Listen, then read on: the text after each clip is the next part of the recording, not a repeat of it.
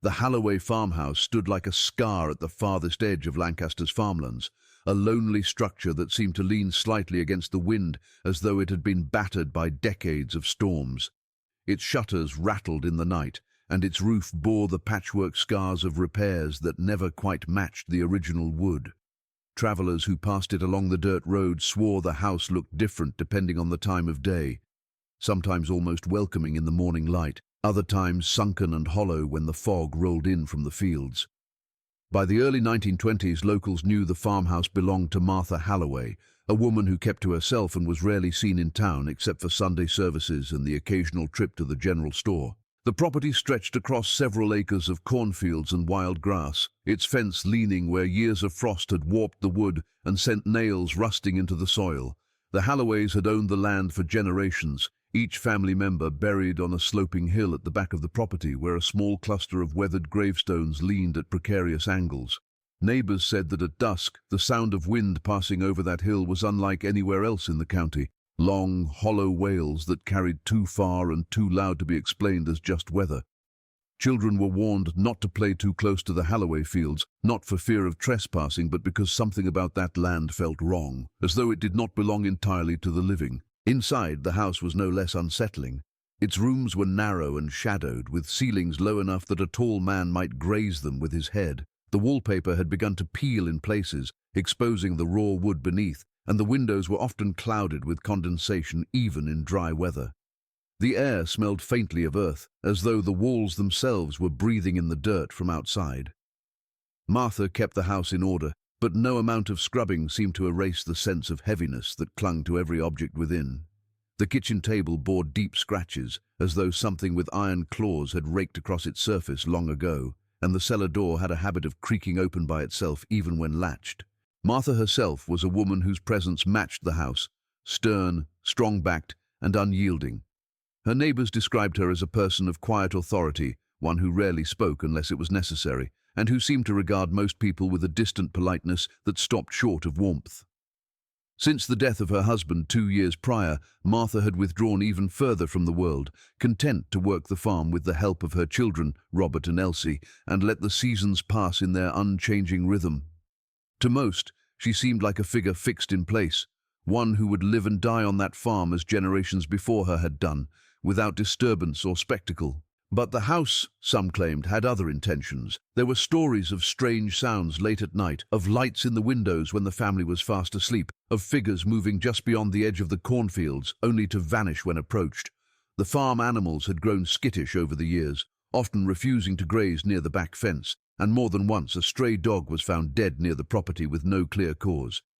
These stories were mostly dismissed as country gossip, tales to pass the long winters by the fire. But there was an undercurrent of unease that kept neighbors at a distance and left the Halloways with a reputation for being a family one did not bother without good reason. When the autumn of 1923 arrived, the air around the farmhouse seemed to grow heavier still. The fields withered sooner than usual, their stalks brittle and pale under a sky that stayed grey for weeks on end. At night, the crickets fell silent, and even the barn owls that usually hunted nearby seemed to avoid the property. Travellers began taking longer routes to avoid the road past the Halloway place, claiming that a strange pressure settled in their chests whenever they neared it, a feeling as though the very earth was holding its breath. For Martha and her children, life went on as usual, though it would soon become clear that something had shifted in a way no one could name. It was in late October of that year when Martha first began to notice the change within herself, though at first she kept it hidden from her children. She told no one about the strange tightness in her abdomen, a pressure that came and went in waves, leaving her short of breath and dizzy. At night, she would wake drenched in sweat, convinced that something was moving inside her body, something alive. She stood before the cracked mirror in her bedroom one morning and noticed the faintest rounding of her belly, but she told herself it was her imagination, a trick of poor light and middle age creeping upon her. By December, there was no denying it. The swelling was more pronounced. Her dresses no longer fit, and she could feel a steady pulse beneath her skin. Not her own, but deeper, slower, as though something was beating against the walls of her body from within. She finally called for Dr. Abram Keller, the only physician for miles, who arrived on horseback with his worn leather bag and a skeptical look. After a brief examination, he dismissed her fears as the product of stress, weight gain, and advancing age, prescribing rest and light herbal teas as though that would calm the growing unease gnawing at Martha's mind. She did not tell him what she had heard the night before, as she sat alone in the kitchen with the oil lamp burning low. It was faint at first, almost impossible to distinguish from the creaks of the house settling. But then it grew louder, a sound that seemed to echo from inside her own body. It was a sound like a heartbeat, slow and deliberate, but out of rhythm with her own, as though some other life was keeping time within her. Martha pressed both hands to her abdomen and sat frozen in the dark, listening, her fear so thick she could barely breathe. When the neighbors began to notice her changing shape, the whispers started. Some said she had taken a lover in secret, unwilling to endure widowhood. Others believed she had gone mad with grief and was imagining the entire thing. Yet Martha's children could see the truth plainly enough. Their mother was with child, and yet the timing made no sense. Her husband had been dead for 2 years, and there was no man who visited their farm, no evidence of any secret meetings. The explanation was as impossible as it was undeniable, and it soon became the subject of gossip throughout the small Lancaster community. By March of 1924, Martha could barely perform her daily chores, and Robert was forced to take on more of the farm work to keep the household running. At night, she would sit in her chair by the window, clutching her belly and staring out at the fields as though expecting someone to appear. The movement within her had grown stronger, no longer the faint flutter of early pregnancy, but a twisting, rolling force that made her gasp. Sometimes she swore she could see the outline of something press against the skin, an elbow or a hand, though it lingered longer than seemed natural, as if whatever was inside her was deliberately testing the limits of its confinement. When Dr. Keller returned for a second visit, his demeanor changed. His examination was longer this time, his hands cold and tense as they pressed against her swollen stomach. He said little, only that the child appeared unusually large for the time she claimed to be pregnant, and he advised a midwife be brought in when the time came. As he left the house, his face was pale and drawn, and he avoided looking Martha in the eyes. That night, a hard rain fell across Lancaster County, and the wind howled through the broken shutters of the farmhouse as though the entire countryside had been disturbed by something unnatural taking root there.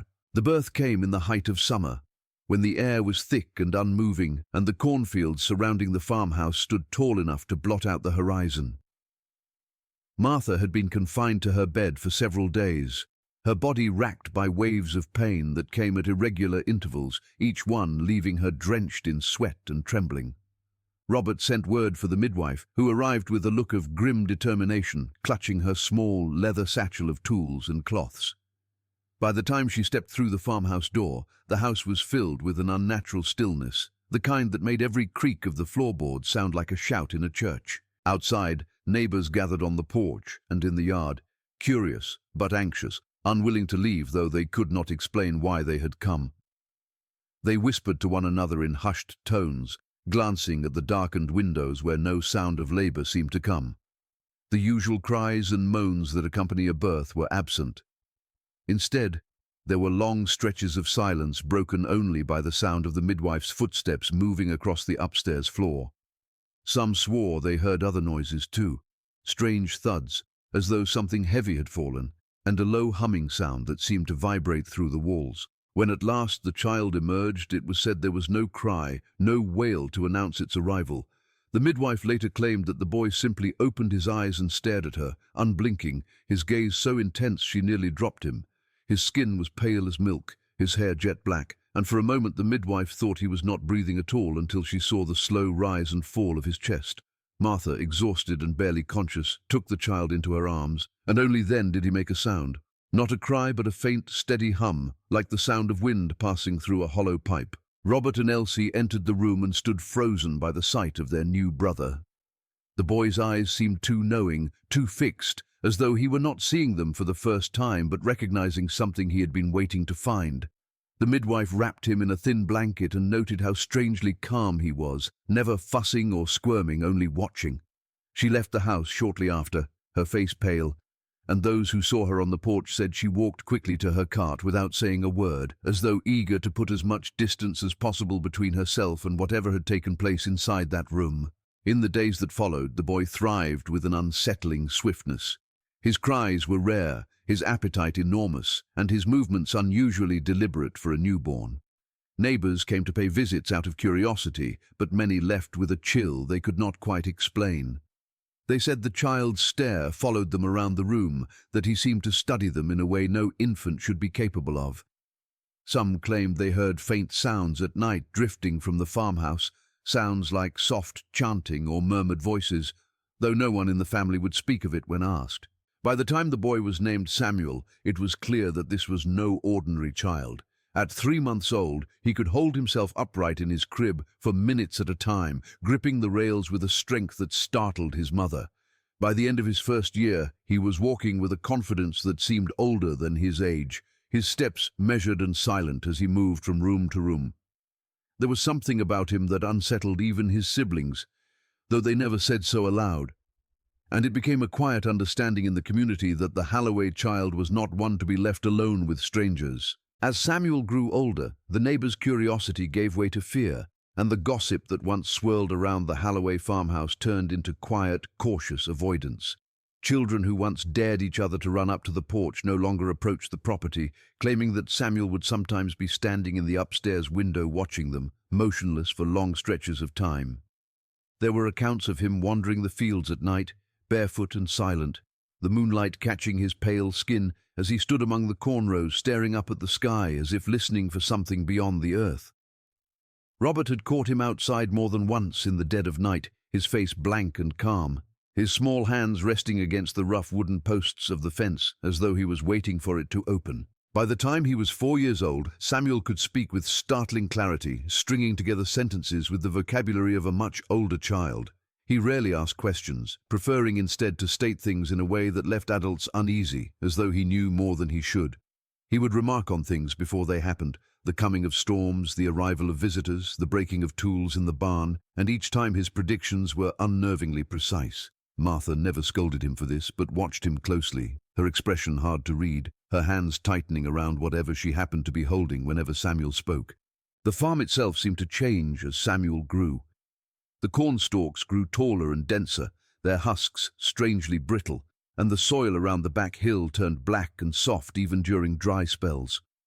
The family's livestock became restless, the horses refusing to be led past the barn at night, and the cows giving less milk as the months passed. A traveling preacher who once stopped at the farm for water claimed he heard strange whispering coming from the upper rooms, though no one was there when he went to investigate. Word spread quickly after that, and the Holloway farm was soon avoided by travelers altogether who preferred to take the longer road through the woods rather than pass too close to the property. It was around this time that Elsie began to grow pale and withdrawn, complaining of a constant chill in the house that no fire could seem to warm. She avoided her younger brother, slipping quietly out of the room whenever he entered and refusing to meet his eyes when he tried to speak to her. At night she was heard weeping softly in her room, and though Robert tried to comfort her, she would not say what troubled her, only that something was wrong and that it was getting worse. Her health declined through the following winter, and her once bright face grew gaunt and hollow, her hair losing its shine as though something was slowly draining the life from her. Neighbors watching from afar began to whisper of curses and omens, saying the Holloway family had been marked by something unnatural. Some claimed they saw lights moving through the fields at night, faint and greenish, gliding just above the ground before vanishing into the dark. Others swore they heard singing on windless nights, a low, droning song that seemed to come from nowhere and everywhere at once. Though few dared to speak openly, the quiet consensus in Lancaster was that something lived on that farm that should not be there, something tied to the strange child whose presence seemed to grow heavier with each passing year. Robert, the eldest son, grew more hardened as these events unfolded, carrying out his work on the farm with a grim determination, as though pretending all was normal could hold the darkness at bay. But even he was seen one night standing in the yard with a lantern, staring at the silhouette of his younger brother framed in the window, his face pale and drawn as though he was seeing something he wished he could forget. Martha kept the family close, speaking less and less to outsiders, as if to guard her son from the world, or perhaps to guard the world from him, though no one could be certain which it was. The spring of 1929 arrived with a heaviness that seemed to settle over the Holloway farm like a shroud. The snow melted early that year, leaving the earth damp and soft, and for weeks a low mist clung stubbornly to the fields, as though reluctant to leave. Inside the farmhouse, Elsie's condition had worsened. Her once bright eyes were rimmed with dark circles, and her movements had grown slow and mechanical, as though every step required more strength than she could spare. She rarely ate and spent most of her days sitting by the upstairs window, staring out at the fields where Samuel often wandered. Robert tried to call for the doctor, but Martha refused, insisting there was nothing he could do, that Elsie would recover with rest. Yet the house had grown unnaturally silent, as if waiting for something to happen, and Robert could no longer ignore the feeling that whatever illness gripped his sister was tied to the strange presence that seemed to hang over the family ever since Samuel's birth. Samuel himself appeared untouched by the atmosphere of dread, moving through the house with the same measured calm he always had, speaking only when spoken to and spending long hours outside in the fields even when the weather turned cold and wet. One night in early May, Elsie's cries woke Robert from his sleep. He rushed to her room to find her sitting upright in bed, her thin frame shaking, her wide eyes locked on the darkened corner of the room. Her breath came in ragged gasps, and she clawed at her blanket as though trying to shield herself from something only she could see. When Robert followed her gaze, there was nothing there, only the empty, shadowed wall. He held her until she quieted, but she never explained what she had seen. The next morning, Samuel was found sitting in the yard before dawn, staring at the house with a look too unreadable for a child his age. Over the next few weeks, Elsie became almost unrecognizable. Her skin turned waxy and pale, her hair brittle, and her voice little more than a whisper. She refused to sleep in her room and begged Martha to let her stay by the fire at night. But her mother remained unmoved, sending her back upstairs despite her protests. Neighbors who visited during that time remarked on the chill in the house, a bone-deep cold that seemed to seep into the walls, and left with a sense that they had intruded upon something private and terrible. Even the midwife who had delivered Samuel refused to return when asked, saying only that she could be of no help. Elsie's death came quietly on a rain-soaked night at the end of May. Robert found her in her bed at dawn, her body lying perfectly still, her hands folded across her chest as though she had been carefully placed there. There were no signs of struggle, no fever, no injury, only the eerie stillness of someone who had simply ceased to be. The doctor listed the cause as cardiac failure, a diagnosis that made little sense for a girl of her age and health. Rumors spread quickly through Lancaster, and though no one said it aloud, there was an unspoken belief that Samuel's presence had something to do with what had happened. The funeral was sparsely attended, with most neighbors watching from a distance rather than coming close to the graveyard at the back of the property. The day was overcast and still, the air heavy with the smell of wet earth. As Elsie was lowered into the ground, Samuel stood near the edge of the grave, silent and expressionless, his dark eyes fixed on the casket as though memorizing its descent. Some swore they saw him smile faintly as the first shovelfuls of dirt struck the lid, though others said it was only the trick of light through the clouds. After Elsie's burial, the farmhouse seemed emptier, but not in the way grief normally hollowed out a home. It felt as though something had been satisfied, as though the house itself had been waiting for this moment. Robert began to avoid Samuel whenever possible, leaving early in the morning to work in the fields and staying out until long after dark. Martha became even more withdrawn, rarely leaving the house and speaking only in short, clipped sentences when addressed. Whatever shadow had passed over the Holloway family did not lift with Elsie's passing.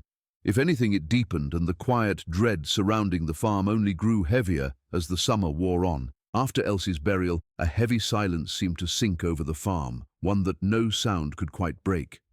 Robert began to change, his once steady and dutiful manner giving way to a tense, restless energy that made it hard for him to stay inside the house for long.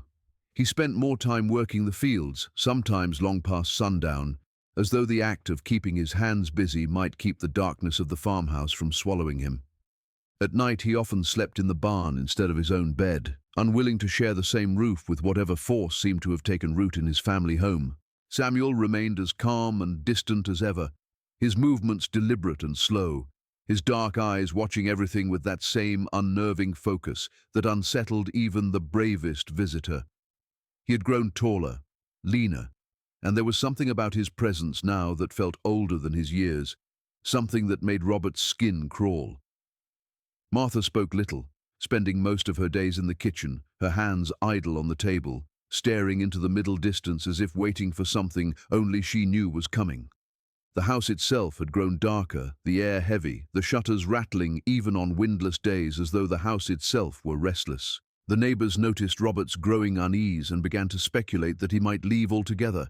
Some claimed they saw him standing at the edge of the property one night, looking out toward the road with a small suitcase at his feet, though no one knew if he had truly planned to go. Others said they heard shouting from inside the house on more than one occasion, Robert's voice raised in anger, though Samuel's remained strangely calm. Whatever passed between them was never repeated outside those walls, but it seemed to widen the distance between the two brothers, leaving Robert even more determined to put space between himself and the house. One afternoon in late autumn, Robert was seen hitching the family's wagon to the horse, his belongings already packed neatly inside. He did not say goodbye to anyone in town, nor did he leave word of where he was going. He was last seen driving down the dirt road that led away from the farmhouse, his shoulders stiff, his face grim, as though he were determined never to look back. The neighbors who watched him go claimed they saw Samuel standing on the porch, perfectly still, following the wagon with his eyes until it vanished from sight. After that day, Robert was never seen in Lancaster again, and his letters to the family, if there were any, were never spoken of. With Robert gone, the farmhouse became almost entirely silent. Samuel seemed to grow more inward, rarely speaking, spending long hours in the upstairs rooms or standing at the edge of the fields long after dark.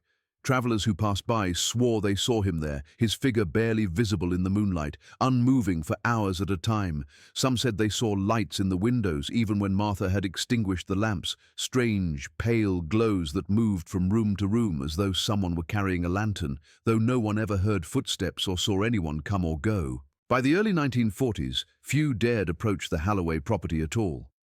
The house looked worn and lifeless from the outside, the once thriving fields choked with weeds, yet somehow the windows never seemed entirely dark, as if someone were always inside watching.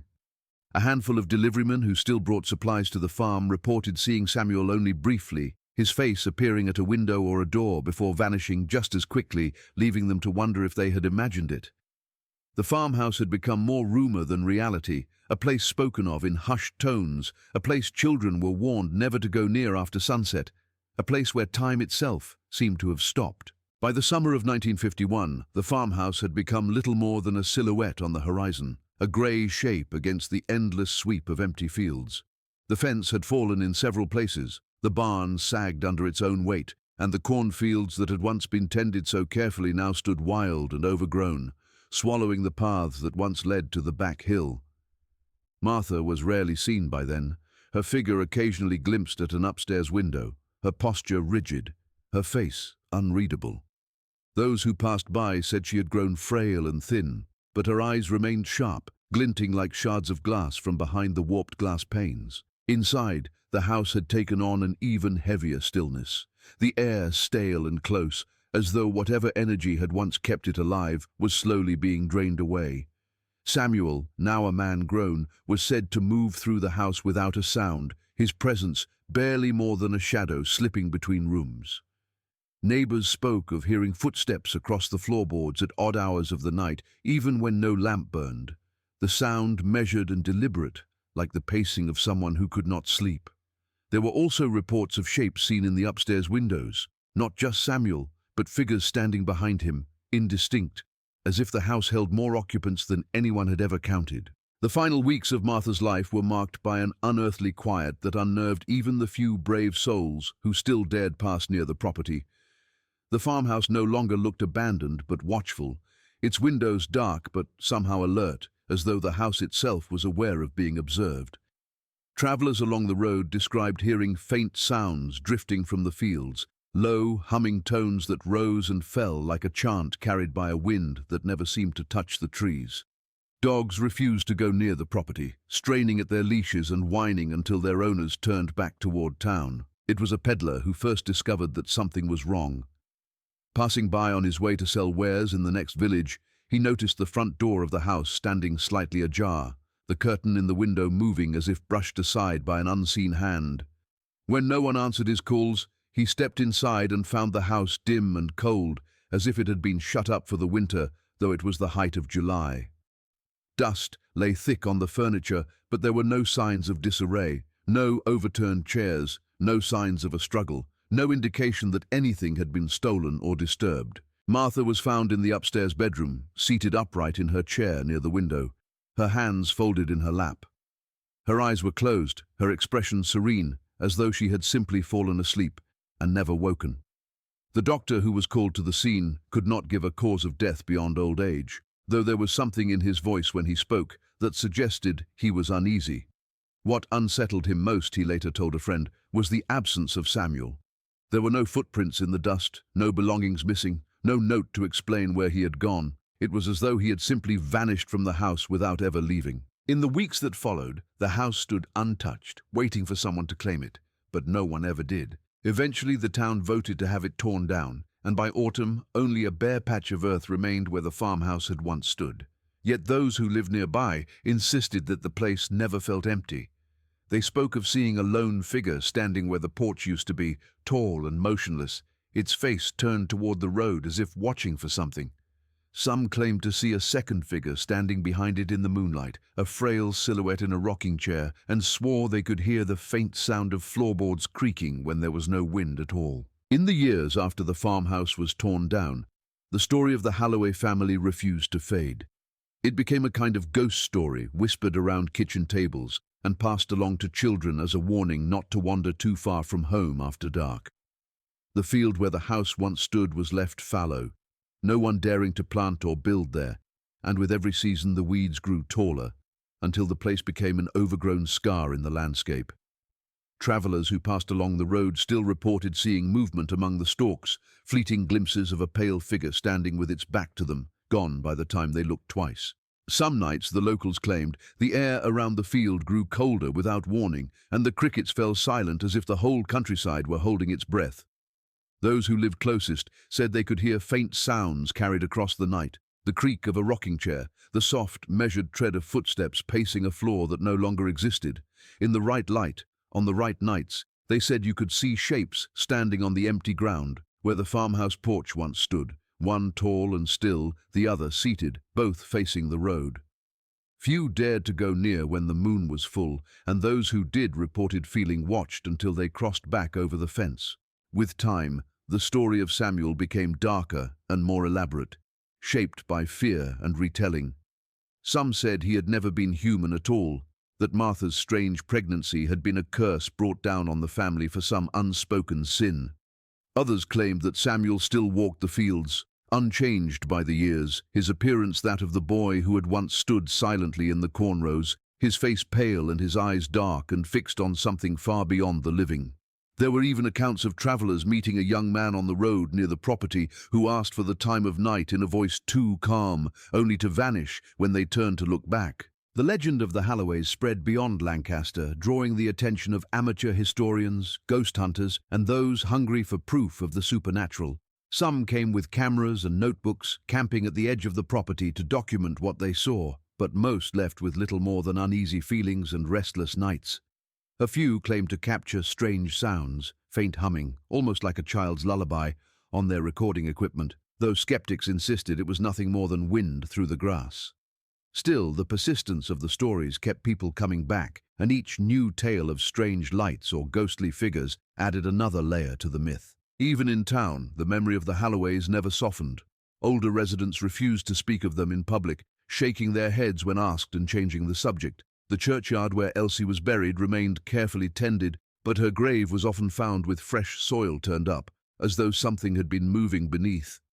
Children dared one another to run past the cemetery after sunset, claiming that if you stayed too long, you could hear a boy's voice whispering from the dark, telling you to stop and listen.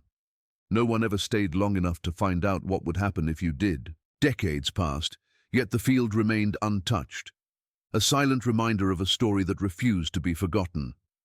The earth seemed unwilling to let go of what had happened there, as though the ground itself had been marked.